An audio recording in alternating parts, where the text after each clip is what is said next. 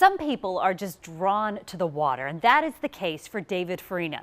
He is using his longtime passion for surfing to teach kids all about geometry, art, and most importantly, themselves. Steve Fundero has his story. On the beach, you're sure to find surfers. 99% of us call what they're riding surfboards, but a few others call them art. Tucked away in his tiny shop is longtime surfer David Farina. Shaping surfboards is a quest I don't think anybody ever gets there. You're always learning. Shaping boards since the late 80s, surfing has been a huge part of his life, wanting to learn how to make boards since he was a kid. But growing up, it was tough to find someone to learn from.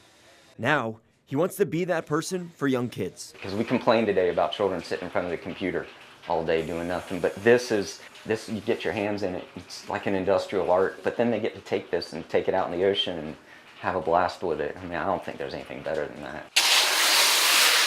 Meet Skylar. Is that the depth we're leaving at? Working with David for the past few months, he's already on his second board, and thanks to David, 13-year-old Skylar has found his niche. It's been really a dream of mine. It's always just been something I've wanted to do. From the planer to sanding to painting and glassing, there are many steps to shape a board.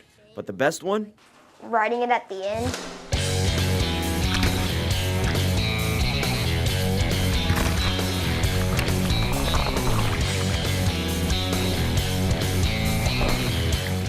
It's not just Skylar, though. David has taught a handful of young surf groms in the St. Augustine community. This one is the first board I shaped. Including his 10-year-old son, Gam. So I pretty much take this board out every time I go surfing. But beyond the waves, the surf, the shaping, the lessons in David's tiny surf shack are virtually a step back in time, a piece of history of how surfboards were made back in the day, all by hand.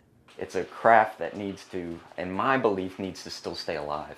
And if somehow, somewhere we're passing it on and somebody else gets an enjoyment, the hand shaping art won't die.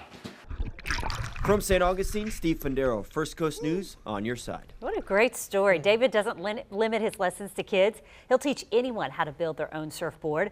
And he says he's been pleasantly surprised with just how many orders he's gotten, so he's planning to move to a larger facility in the very near future. Pretty cool.